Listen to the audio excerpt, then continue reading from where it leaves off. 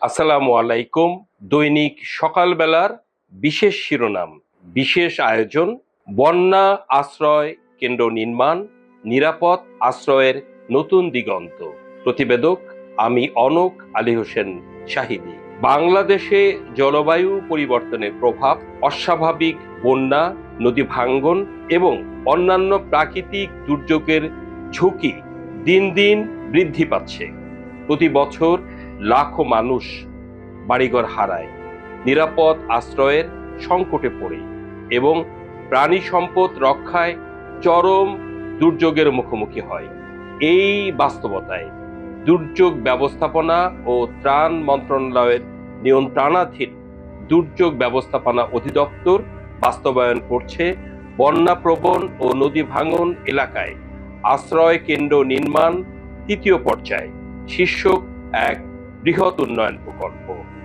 জনস্বার্থে গৃহীত এ প্রকল্পের মূল লক্ষ্য হল দুর্যোগকালীন সময়ে ঝুঁকিপূর্ণ এলাকায় মানুষের জীবন, মূল্যবান সম্পদ ও প্রাণী সম্পদ সুরক্ষা নিশ্চিত করা এবং স্বাভাবিক সময়ে এসব ভবনকে শিক্ষা প্রতিষ্ঠান কিংবা কমিউনিটি সেন্টার হিসেবে ব্যবহার করা। প্রকল্পটি 1918 সালের জানুয়ারিতে শুরু হয়েছে এবং আগামী 30 জুন 2027 সালের মধ্যে এর বাস্তবায়ন হওয়ার সম্ভাবনা লক্ষ্য নির্ধারণ করা হয়েছে। প্রকল্পের মোট বরাদ্দ 1557 কোটি 42 লাখ টাকা। এই অর্থায়নের মাধ্যমে দেশের 7টি বিভাগের 40টি জেলার 258টি উপজেলায় মোট 448টি বন্যা আশ্রয় কেন্দ্র নির্মাণ করা হচ্ছে। প্রকল্প বাস্তবায়নের অন্যতম বৈশিষ্ট্য হলো এটি একটি মানবিক ও অন্তর্ভুক্তিমূলক অবকাঠামো উন্নয়ন উদ্যোগ। প্রতিটি আশ্রয় কেন্দ্রে প্রতিবন্ধী ব্যক্তি ও বয়স্কদের সহজ চলাচলের জন্য বিশেষ ব্যবস্থা রাখা হয়েছে। পাশাপাশি গর্ভবতী নারীদের জন্য পৃথক কক্ষ ও পৃথক টয়লেটের সুবিধা নিশ্চিত করা হয়েছে। দুর্যোগের সময় মানুষের পাশাপাশি প্রাণী সম্পদ রক্ষার বিষয়টিও সমান গুরুত্ব পেয়েছে। সে কারণে প্রতিটি আশ্রয় কেন্দ্রের নিচ তলায় গবাদি পশু রাখার জন্য পর্যাপ্ত উন্মুক্ত স্থান বা পৃথক ব্যবস্থা রাখা হয়েছে। প্রতিটি আশ্রয় কেন্দ্রে একসঙ্গে 400 জন মানুষ এবং 100টি গবাদি পশুর আশ্রয়ের ব্যবস্থা থাকবে। সেই হিসেবে 448টি আশ্রয় কেন্দ্রে দুর্যোগের সময়ে 1,79,200 জন মানুষ এবং 40,800টি গবাদি পশু নিরাপদ আশ্রয় গ্রহণ করতে পারবে। দুর্যোগ মোকাবেলায় এ সক্ষমতা দেশের ঝুঁকিপূর্ণ জনগোষ্ঠীর জন্য অত্যন্ত গুরুত্বপূর্ণ নিরাপত্তা বলয় হিসেবে কাজ করবে। প্রকল্পের বাস্তব অগ্রগতিও উল্লেখযোগ্য। ইতোমধ্যে 350টি আশ্রয় কেন্দ্রের নির্মাণ কাজ সম্পন্ন হয়েছে এবং সেগুলো সংশ্লিষ্ট কর্তৃপক্ষের কাছে হস্তান্তর করা হয়েছে। 2026 সালের 30 জুন পর্যন্ত এই প্রকল্পে 1265 কোটি টাকা ব্যয় হয়েছে।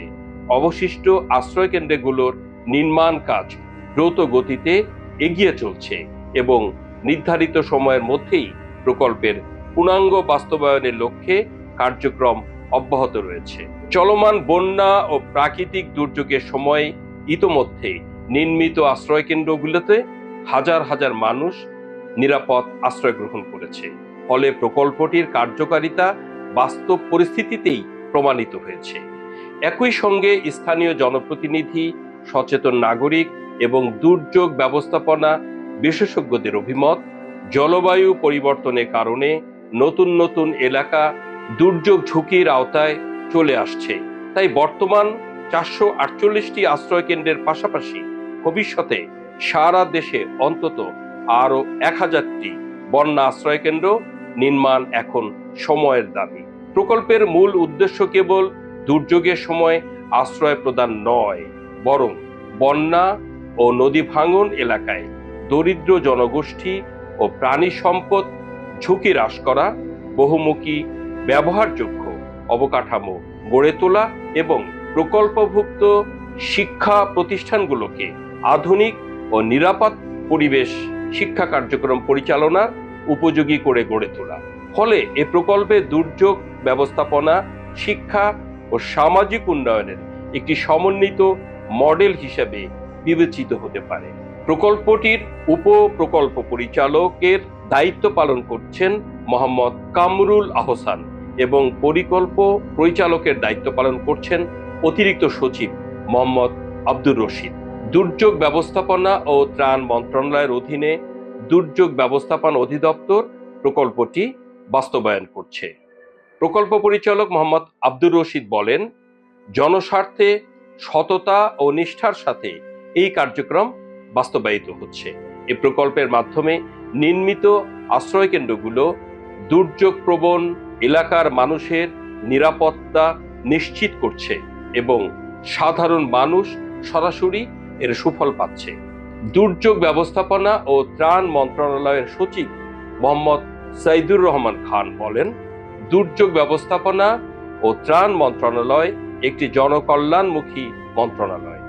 সাধারণ মানুষের জীবন ও সম্পদের নিরাপত্তা নিশ্চিত করাই আমাদের অন্যতম দায়িত্ব। বন্যাপ্রবণ ও নদী ভাঙন এলাকায় আশ্রয়কেন্দ্র নির্মাণ প্রকল্পটি সম্পূর্ণ জনস্বার্থে বাস্তবায়ন করা হচ্ছে।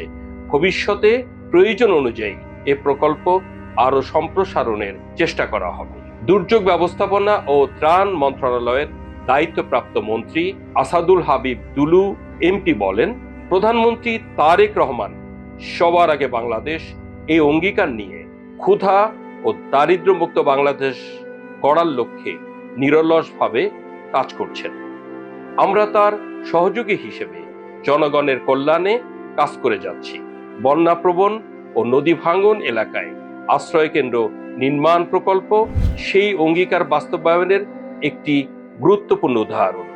জনগণের দাবি অনুযায়ী ভবিষ্যতে আরও 1000 আশ্রয়কেন্দ্র নির্মাণে যা যা করণীয় সরকার তা করার চেষ্টা করবে ইনশাআল্লাহ। বাংলাদেশের দুর্যোগ ব্যবস্থাপনায় এই প্রকল্প নিঃসন্দেহে একটি যুগান্তকারী উদ্যোগ। মানুষের জীবন, শিক্ষা, সামাজিক নিরাপত্তা এবং প্রাণী সম্পদ রক্ষাকে এক সূত্রে গেঁথে এটি একটি টেকসই উন্নয়ন মডেলের পরিণত হয়েছে। জলবায়ু পরিবর্তনের অভিযান মোকাবেলায় নিরাপদ আশ্রয়কেন্দ্রের বিকল্প নেই। তাই প্রকল্পটি সুফল বাস্তবায়ন এবং ভবিষ্যতে এর সম্প্রসারণ দেশের দুর্যোগ সহনশীল অবকাঠামো নির্মাণে এক নতুন দিগন্ত উন্মোচন করবে। ধন্যবাদ।